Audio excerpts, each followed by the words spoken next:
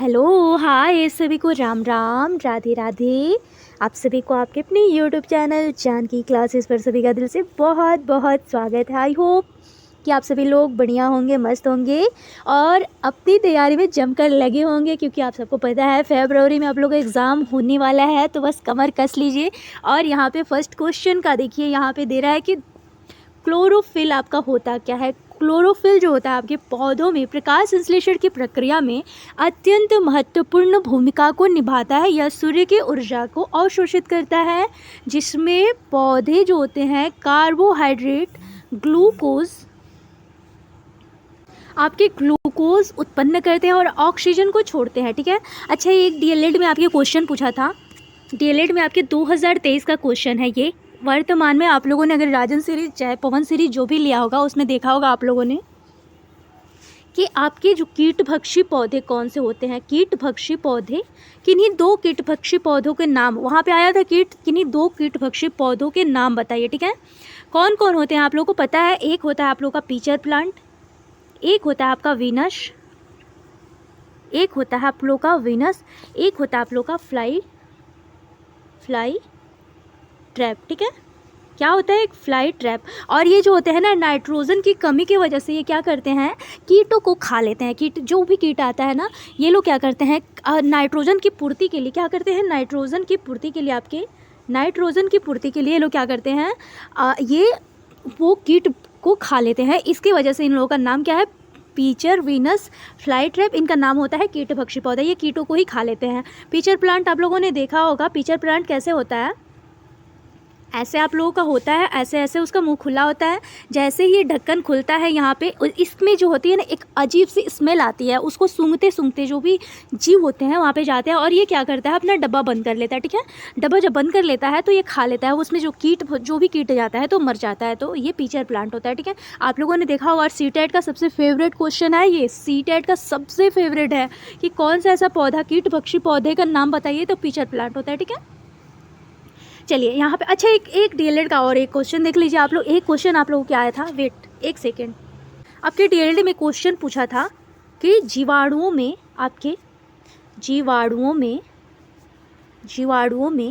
होने वाले रोग, ठीक है, होने वाले रोग जो होते हैं क्या होते हैं। और ये आपके कब का क्वेश्चन है कि 2022 का ये क्वेश्चन। ठीक है। तो यहाँ पे हो जाएगा आप लोग का हैज़ा और आपका निमोनिया। अगर आप लोगों से ये पूछे कि जीवाणुओं में होने वाले रोग कौन से होते हैं, तो हैज़ा और निमोनिया। ठीक है। हैज़ा और आपका निमोनिया हो जाएगा। चलिए नेक्स्ट क्वेश्चन है आपकी स्क्रीन पर यहाँ पे कि अम्ल और क्षार क्या होते हैं।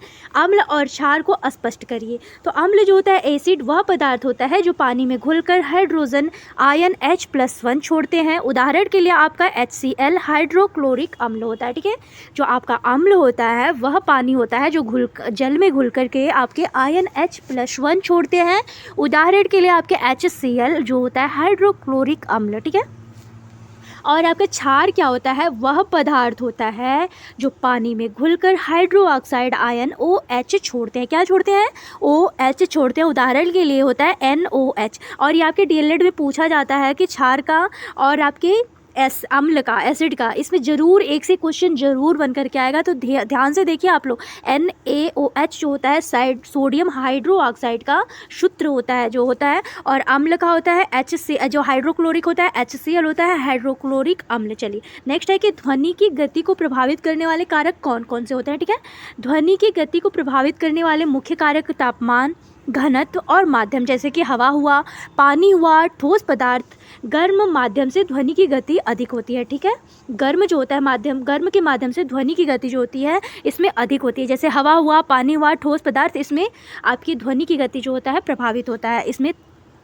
नेक्स्ट क्वेश्चन है आपके स्क्रीन पर कि रासायनिक अभिक्रिया में उत्पन्न ऊर्जा को प्रकार बताइए। उत्पन्न ऊर्जा के प्रकार को बताइए। तो एक होता है आप लोग के रासायनिक अभिक्रिया में उत्पन्न ऊर्जा के दो प्रमुख प्रकार होते हैं। एक होता है आपका उत्सर्जन, एक होता है आपका अवशोषणशील ऊर्जा। क्या होता है उत्सर्जनशील और आपका, तो जब रासायनिक अभिक्रिया से ऊर्जा बाहर निकलती है, जैसे कि बर्फ पिघलने पर। अवशोषणशील ऊर्जा जो होता है जब रासायनिक अभिक्रिया में ऊर्जा अवशोषित होती है, जैसे कि आपके बर्फ के बनने की प्रक्रिया। आप लोग समझ गए ना कि अगर आप लोगों से आपसे पूछे कि रासायनिक अभिक्रिया जो होता है दो प्रकार के होते हैं, कौन कौन? एक होता है उत्सर्जनशील, एक होता है अवशोषणशील। उत्सर्जनशील क्या करता है? तो जैसे कि बर्फ़ के पिघलने पर, और ये जो होता है बर्फ़ जो होता है, बर्फ़ बनाने की प्रक्रिया आपकी क्या हो जाएगी? अवशोषणशील ऊर्जा, ठीक है। अगर आप लोगों से उत्सर्जनशील और अवशोषणशील पूछे तो आप लोगों को कंफ्यूज नहीं होना, रासायनिक पे जरूर क्वेश्चन है, भौतिक रासायनिक सब पे क्वेश्चन बन करके आता है, ठीक है। अच्छा, अगर आप लोगों से एक क्वेश्चन, एक ये भी डीएलएड का ही क्वेश्चन है, ठीक है। किस ऐसा मतलब कोई ऐसा कौन सा ऐसा मतलब भोज्य पदार्थ आप लोगों का है जो सिर्फ जीवों में प्राप्त होता है, ना कि मानवों में, ठीक है। कौन सा ऐसा मतलब वेट कौन सा ऐसा आपका भोज्य पदार्थ है, कौन सा आपका भोज्य पदार्थ है, भोज्य पदार्थ है जो आपके सिर्फ जीवों में पाया जाता है, जो जंतु होते हैं जंतुओं में पाया जाता है, मानवों में नहीं पाया जाता है। कौन सा ऐसा भोज्य पदार्थ होता है? तो आपका आंसर हो जाएगा दूध, ठीक है। ये भी आपके डीएलएड का ही क्वेश्चन है, ठीक है। और अच्छा, अगर आप लोगों से एक चीज़ और पूछे, ये सारे आपके डीएलएड के छोटे छोटे जो क्वेश्चन आते हैं ना, कि आपके वयस्क मानव जो होते हैं, वयस्क मानव में कितनी हड्डियां होती हैं? वयस्क मानव में आपके 206 हड्डी। एक एक टॉपिक का जितने भी क्वेश्चन आप लोग को, एक एक टॉपिक आप लोगों के लिए महत्वपूर्ण होता है, और सारे ये आपके ये आपके जो क्वेश्चन है वयस्क मानव में 206 हड्डियां, आपके 2023 में आपके जो अति लघुत्तरीय प्रश्न होते हैं, अति लघुत्तरीय प्रश्न में ये क्वेश्चन पूछा हुआ क्वेश्चन है, ठीक है। इसीलिए बोल रही हूँ कि एक एक टॉपिक अगर आप लोग ध्यान से देखते चलेंगे ना, बहुत ही ईजी और बहुत ही अच्छे से आप लोग का रिवाइज हो जाएगा। वैसे आप लोग पढ़ तो चुके ही होंगे, ठीक है। एक देखिए, एक आपके डीएलएड में, अच्छा यहाँ पे पहले देख लीजिए, विषाणु क्या होता है और बैक्टीरिया, इन दोनों में अंतर बताइए। और आप लोगों के डीएलएड में 2023 में क्वेश्चन ये भी पूछा था कि वनस्पति जो होते हैं, वनस्पति कोशिका और प्राणी कोशिका में क्या क्या अंतर होता है। तो देखिए, पहले ये देख लीजिए आप लोग, फिर वो आपको बताते हैं। विषाणु जो होता है यह एक सूक्ष्म जीव होता है जो केवल किसी जीवित कोशिका में ही विकसित होता है। इसके पास अपनी कोई संरचना नहीं होती है, अपनी जो होती है कोई भी कोशिका संरचना नहीं होती है। जो आपका विषाणु होता है यह एक सूक्ष्म जीव होता है जो केवल किसी जीवित कोशिका में ही विकसित होता है, इसमें अपनी कोई कोशिका संरचना नहीं होती है। और बैक्टीरिया क्या होता है? तो यह एकल कोशिकीय जीव होता है जो स्वतंत्र रूप से अस्तित्व में रहते हैं और इन्हें विभिन्न वातावरणों में पाया जा सकता है। जो आपका बैक्टीरिया होता है ना, एकल कोशिकीय जीव होते हैं जो स्वतंत्र रूप से अस्तित्व में रहते हैं और इन्हें विभिन्न वातावरणों में पाया जाता है। अच्छा, एक ये आपका जो क्वेश्चन पूछा गया था कि वनस्पति कोशिका और आपकी वनस्पति कोशिका, और यहाँ पे था प्राणी कोशिका, ठीक है। प्राणी, ये आपके डीएलएड का पूछा हुआ अभी वर्तमान में जो 2023 में आपका एग्जाम हुआ था उसमें का क्वेश्चन है। तो देखिए, अगर वनस्पति में अगर 2 ही नंबर पे तो लिखना रहेगा, तो आपकी जो वनस्पति होती है ना, इसमें जो होता है कोशिका भित्ति में आपके कोशिका भित्ति पाई जाती है, ठीक है, कोशिका भित्ति, ठीक है। और इसमें जो है ना आपके कोशिका भित्ति नहीं पाई जाती। जो प्राणी होते हैं ना, इसमें कोशिका भित्ति ये नहीं पाया जाएगी, ठीक है। और ये जो होता है ना, इसमें जो होता है क्लोरोप्लास्ट जो होता है ना, क्लोरोप्लास्ट जो होता है बहुत ही सामान्य होगा, ठीक है, बहुत ही सामान्य होता है। और इसमें जो होता है ना, इसमें जो क्लोरोप्लास्ट होता है वो होता ही नहीं है। और ये आपके 2023 का क्वेश्चन है, इसीलिए बोल रही हूँ एक एक टॉपिक ध्यान से देखते चलिएगा। चलिए, नेक्स्ट है कि पानी के तापमान से बढ़ने से पानी में घुलने वाली गैसों की मात्रा पर क्या प्रभाव पड़ता है। यहाँ पे देखिए, जो पानी होता है, पानी के तापमान के बढ़ने से पानी में घुलने वाली गैसों की मात्रा में क्या प्रभाव पड़ता है। दे रहा है कि पानी के तापमान के बढ़ने से पानी में घुलने वाली गैसों की मात्रा पर क्या प्रभाव पड़ता है। तो जैसे जैसे पानी का तापमान बढ़ता है, पानी में घुलने वाली गैसों की मात्रा जो होती है कम हो जाती हैं। उच्च तापमान पर गैसों की उच्च तापमान पर गैसें जो होती हैं अधिक गति से निकलती हैं। चलिए, अब एक और आया आपके क्वेश्चन, ऊष्मा संचरण। ऊष्मा संचरण के 3 प्रकार बताइए, कौन कौन से होते हैं। संवहन होता है, संचलन होता है, विकिरण होता है। क्या क्या होता है? संवहन, संचलन, विकिरण। तो संवहन जो होता है ना आपके, क्या होता है, यह तापमान के उच्च क्षेत्र से निम्न क्षेत्र की ओर ठोस माध्यम से ताप के संचरण को कहा जाता है। और संचलन जो होता है, यह तरल या गैस माध्यम में ताप का संचरण होता है जिसमें कणों की गति होती है। और विकिरण क्या होता है, तो यह बिना किसी माध्यम के ताप का संचरण करता है, जैसे कि सूर्य से पृथ्वी तक गर्मी तक पहुँचना। और अगर एक चीज़ पूछे कि जो सूर्य होता है हमारी पृथ्वी पर कितने मिनट और कितने सेकंड में पहुंचता है, ये भी आपके डीएलएड का क्वेश्चन है। तो आप लोग क्या बताएंगे, 8 मिनट, आपके 8 मिनट और 20 सेकंड लगता है। कहीं कहीं 5 सेकंड देता है, कहीं कहीं 3 सेकंड। वैसे श्योरली मतलब ये ही ज़्यादा मतलब राइट माना जाता है। ठीक है, चलिए नेक्स्ट है आपके स्क्रीन पर। नेक्स्ट क्वेश्चन आप लोगों को दे रहा है कि जीवन चक्र आपके लाइफ साइकिल का क्या महत्व है। तो जीवन चक्र जो होता है जीवों के जन्म, विकास, प्रजनन और मृत्यु की प्रक्रिया को दर्शाता है। यह पारिस्थितिकी तंत्र में संतुलन बनाए रखने के लिए महत्वपूर्ण होता है, क्योंकि प्रत्येक जीवन चक्र एक दूसरे के साथ जुड़ा होता है और पारिस्थितिक तंत्र में ऊर्जा के प्रवाह को सुनिश्चित करता है। जो आपका जीवन चक्र होता है जीवों के जन्म, विकास, प्रजनन और मृत्यु की प्रक्रिया को दर्शाता है। यह परिस्थिति जो होता है तंत्र में संतुलन बनाए रखने के लिए महत्वपूर्ण माना जाता है, क्योंकि जो आपके जीवन होते हैं ना एक दूसरे के चक्र से जुड़े होते हैं। पारिस्थितिक तंत्र में ऊर्जा के प्रवाह को सुनिश्चित करता है।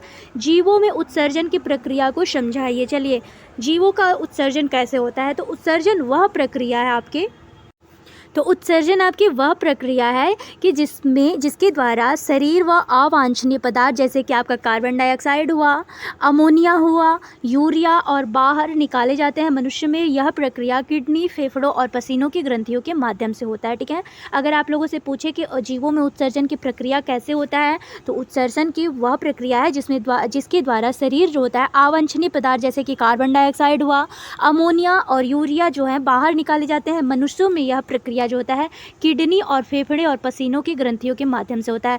यहाँ तक क्लियर हुआ। जो आपके जीव होते हैं उनकी जो शरीर के अवांछनीय पदार्थ होती है वो कार्बन डाइऑक्साइड, अमोनिया और यूरिया से बाहर निकाले जाते हैं। और जो मनुष्य होता है इनकी यह प्रक्रिया जो होती है किडनी, फेफड़े और पसीनों की ग्रंथियों के माध्यम से होता है।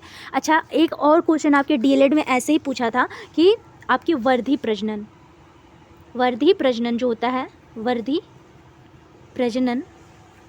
अच्छा, वर्धी प्रजनन आप लोग फर्स्ट ईयर में पढ़े होंगे ना, ये आपके डीएलएड का क्वेश्चन है। ठीक है, ये लग रहा है फेवरेट क्वेश्चन है उसका। वर्धी प्रजनन होता क्या है, तो आपको पता है वर्धी प्रजनन जो होता है ना, कोई भी जड़ हुआ, कोई भी पत्ती होता है ना, तो मान लीजिए जड़ है, ये जड़ है। ठीक है, वेट अभी बता रही हूँ मैं वर्धी प्रजनन कैसे होता है। ये जड़ है ना, मान लीजिए ये जड़ है। ठीक है, ये जड़ है, ये जड़ हो गया।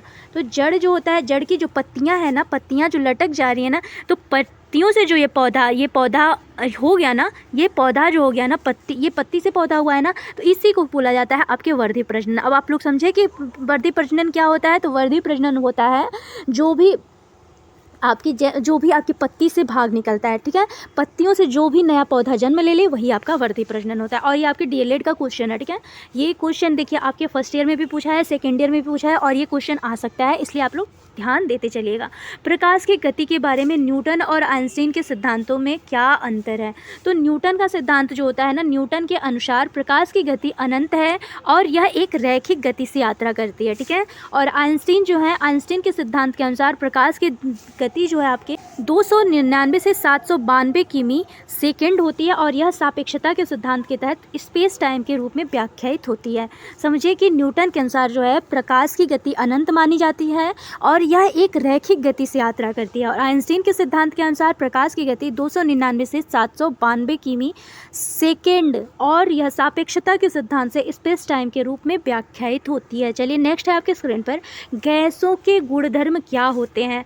गैसों के गुणधर्म जो होते हैं, प्रमुख गुण शामिल होते हैं। क्या क्या होते हैं, तो गैस जो होती हैं आसानी से फैल जाती हैं और किसी भी आकार के कंटेनर में भर जाती हैं। गैसों का घनत्व जो होता है बहुत ही कम होता है। गैसों में कणों के बीच अधिक दूरी और वह तेज़ी से गति करती है। जो गैस होता है इनकी कणी जो होती हैं बहुत दूरी होती हैं और इनमें जो होता है वे तेजी से गति करती हैं। चलिए नेक्स्ट क्वेश्चन आप लोग के स्क्रीन पर दे रहा है कि पानी के चक्रीय प्रभाव का वर्णन करिए। वाटर साइकिल होता क्या है, तो जल चक्र पृथ्वी पर जल की निरंतर गति को दर्शाता है। इसमें जल वाष्पीकरण, संघनन और वर्षा और बहाव की प्रक्रिया शामिल होती हैं। यह चक्र जो होता है जल के पुनः उपयोग और वातावरण में संतुलन बनाए रखने के लिए महत्वपूर्ण माना जाता है। अगर यहाँ से आए क्वेश्चन तो आप लोग लिख ले जाएंगे ना, स्क्रीनशॉट लेते चलिएगा। चलिए नेक्स्ट है आपके स्क्रीन पर कि बिजली के परिपथ में ओम के नियम का उपयोग कैसे किया जाता है। तो ओम का नियम जो होता है ना, यहाँ पे ओम का नियम यह कहता है कि किसी भी चालक में बहने वाली धारा क्या होता है, यहाँ पे आई दिया है, ठीक है, धारा आई और उस चालक के दोनों सिरों के बीच का विभव मतलब वी और प्रतिरोध आपका आर के बीच एक निश्चित अनुपात होगा जिसे व्यक्त किया जाता है। क्या होता है, बिजली के परिपथ में जो ओम का नियम कहता है कि किसी भी चालक में बहने वाली धारा आपकी आई और उस चालक के दोनों सिरों के बीच का विभव जो होता है वी और प्रतिरोध आपके आर के बीच एक निश्चित अनुपात होता है जिसे व्यक्त किया जाता है। चलिए नेक्स्ट है आपकी स्क्रीन पर कि अवयव और यौगिक में अंतर क्या होता है। तो अवयव वो होते हैं, एलिमेंट वह होते हैं, यह रासायनिक पदार्थ का सबसे साधारण रूप माना जाता है जिसमें एक प्रकार की परमाणु होते हैं। उदाहरण के लिए जैसे आपका O2 आपका ऑक्सीजन और हाइड्रोजन आपके S21 क्या हो जाएगा, अवयव वो पदार्थ होते हैं जो साधारण रूप होते हैं जिनमें एक ही प्रकार के अणु होते हैं। क्या होते हैं, उदाहरण के लिए आपका O2 ऑक्सीजन और आपके S21 आपके हाइड्रोजन, ठीक है। नेक्स्ट है कि यौगिक क्या होते हैं। तो यौगिक जो होते हैं आपके कंपाउंड या दो से अधिक अवयवों के रासायनिक संयोजन से बनता है। उदाहरण के लिए आपका पानी जो होता है H2O, सोडियम क्लोराइड NaCl1, ठीक है। अगर आप लोगों से पूछे कि अवयव और यौगिक क्या होते हैं तो आप लोग बता ले जाएंगे ना कि अवयव वो होते हैं, यह रासायनिक पदार्थ का सबसे साधारण रूप माना जाता है जिसमें एक प्रकार के परमाणु, उदाहरण में जैसे आपका ऑक्सीजन, हाइड्रोजन। और यौगिक क्या होता है, तो यह दो से अधिक अवयवों के रासायनिक संयोजन से बनता है। उदाहरण के लिए आपका पानी, सोडियम क्लोराइड, ठीक है। अब नेक्स्ट है आपकी स्क्रीन पर कि ऊष्मागतिकी के पहले नियम को बताइए। तो ऊष्मागतिकी क्या होता है, ऊष्मागतिकी का पहला नियम यह कहता है कि ऊर्जा ना तो उत्पन्न होती है ना, ये आपके डीएलएड का क्वेश्चन है, 2023 का क्वेश्चन है, कोई भी फालतू आपको एक भी क्वेश्चन प्रोवाइड नहीं करा रहा है, ठीक है। बोल रहा है कि ऊष्मागतिकी जो होते हैं, ऊष्मा की गति के नियम बताइए। तो ऊष्मागतिकी का जो पहला नियम होता है, ऊर्जा ना तो उत्पन्न होता है ना ही नष्ट होता है बल्कि यह एक रूप दूसरे रूप में परिवर्तित हो जाता है। इसका मतलब यह होता है कि ऊर्जा का कुल मान हमेशा स्थिर रहता है, ठीक है। अच्छा, अब एक डीएलएड का ये क्वेश्चन है, यहाँ पे नंबर नहीं डालने के लिए भूल गए हैं कि क्वेश्चन आया था। तो पित्तरस होता क्या है। तो पित्तरस पहले तो समझ लीजिए यकृत में बनने वाला पित्त रोग है। पित्तरस जो होता है शरीर के पाचन तंत्र में महत्वपूर्ण भूमिका निभाता है। यह लीवर द्वारा उत्पन्न एक हरा पीला तरल पदार्थ होता है जो पाचन में मदद करता है, खासकर आपके वसा के पाचन में। पित्तरस का मुख्य कार्य होता है वसा के छोटे कणों में विभाजित करना, जिसमें जो होता है पाचन एंजाइम उसे तोड़ने में सक्षम हो जाता है। जो आपका पित्तरस होता है शरीर के पाचन तंत्र में महत्वपूर्ण भूमिका निभाता है। यह लीवर द्वारा उत्पन्न एक हरा पीला तरल पदार्थ होता है जो पाचन में मदद करता है। अच्छा, पित्तरस के घटक कितने होते हैं, तो ये भी देख लीजिए। यह पित्तरस का प्रमुख घटक होते हैं जो अन्य घटकों को घोलने में मदद करते हैं, ठीक है। पित्तरस जो होता है, पित्त लवण क्या होता है, यह वसा के पाचन में मददमेंट होता है। ये क्या होता है, तो यह पित्त का रंग हरा या पीला देता है। कोलेस्ट्रॉल क्या होता है, तो यह पित्त रस में मौजूद एक अन्य महत्वपूर्ण घटक होता है, ठीक है। एंजाइम क्या होता है, तो यह पाचन में यहाँ पे बोल रहा है कि एंजाइम क्या करता है, तो यह पाचन में सहायक होते हैं जैसे कि आपके फास्फोलिपिड्स, ठीक है। और पित्तरस के कार्य क्या क्या होते हैं ये भी देख लीजिए। तो वसा का पाचन करता है। पित्तरस जो होता है वसा के छोटे छोटे कणों को विभाजित कर देता है ताकि वसा को पाचन एंजाइम आसानी से तोड़ सके और इसे एमल्सिफिकेशन कहा जाता है। जो आपका वसा का पाचन होता है, पित्त रस में वसा को छोटे छोटे कणों में विभाजित करना, उसे क्या बोला जाता है, एमल्सिफिकेशन, ठीक है, जो आपकी पाचन एंजाइम में मदद करता है, ठीक है। यहाँ देखिए कि विषैले पदार्थ को भी हटा देता है। पित्त कुछ विषैले पदार्थ जैसे कि बिलीरुबिन और कोलेस्ट्रॉल को शरीर से बाहर निकालने के लिए कार्य करता है। पित्तरस क्या होता है, तो पित्तरस का उत्पादन जो होता है इसके प्रभाव में कोई भी रुकावट जैसे कि पित्ताशय में पथरी, पाचन संबंधी समस्याएं उत्पन्न कर सकता है। पित्तरस जो होता है पित्ताशय में पथरी और पाचन संबंधी जो भी समस्याएं होती हैं वो उत्पन्न कर सकता है, ठीक है। अच्छा, एक ये लास्ट क्वेश्चन आप लोग के स्क्रीन पर था। एक क्वेश्चन आप लोग के अगर ऐसे ही पूछ दे कि आपके संक्रामक रोग, ठीक है, संक्रामक रोग क्या होता है, ठीक है, संक्रामक रोग, तो आप लोग बताइएगा। सांसर्गिक और एक होता है आप लोगों का संचारी, ठीक है, संचारी, ठीक है। ये आपके डीएलएड का क्वेश्चन है इसीलिए बता रही हूँ। और एक और अगर आप लोगों से एक चीज़ और पूछे कि शारीरिक जो होती है, शारीरिक व्यक्तिक्रम, शारीरिक आपके शारीरिक व्यतिक्रम, शारीरिक व्यतिक्रम जो होता है कि किस में होता है, ये पूछा था आप लोगों के डीएलएड में कि किस में होता है, किसके कारण होता है। तो ये जो भी दूषित भोजन आप लोग करते हैं ना, दूषित भोजन जो भी करता है आप लोग ने, दूषित भोजन से आपके वातावरण अगर दूषित हो, उससे वातावरण, सूक्ष्म जीव, मान लीजिए यहाँ पे समझ लीजिए आप लोग, जो भी आपके दूषित भोजन होता है, वातावरण दूषित होता है, सूक्ष्म जीव जो होते हैं ये आपके क्या करते हैं, इन जीवों के प्रकोप से आपके जो शारीरिक व्यतिक्रम होता है ना, यहाँ पे आप लोगों को कन्फ्यूज हो जाएंगे ना कि व्यतिक्रम क्या पूछ रहा है। तो व्यतिक्रम यही होता है कि अगर दूषित भोजन खा रहे हैं, वातावरण दूषित है, आपके जो भी जीव होते हैं, सूक्ष्म जीव के प्रकोप से शारीरिक व्यतिक्रम होता है। ठीक है, तो चलिए मिलते हैं सभी को नेक्स्ट वीडियो में। आई होप कि आप सबको क्लास बढ़िया लगा हो, क्योंकि एक सारे आपके डीएलएड के लिए बहुत ही महत्वपूर्ण, समझ लीजिए बहुत ही महत्वपूर्ण आप लोगों के लिए सेशन हुआ है। तो आई होप कि आप सबको क्लास बढ़िया लगा हो। तो अगर सच में बढ़िया लगे तो प्लीज़ एक प्यारा सा comment, like, share and subscribe motivation के लिए ज़रूर करिएगा। मिलती हूँ सभी को नेक्स्ट वीडियो में, तब तक के लिए सभी को राम राम, राधे राधे।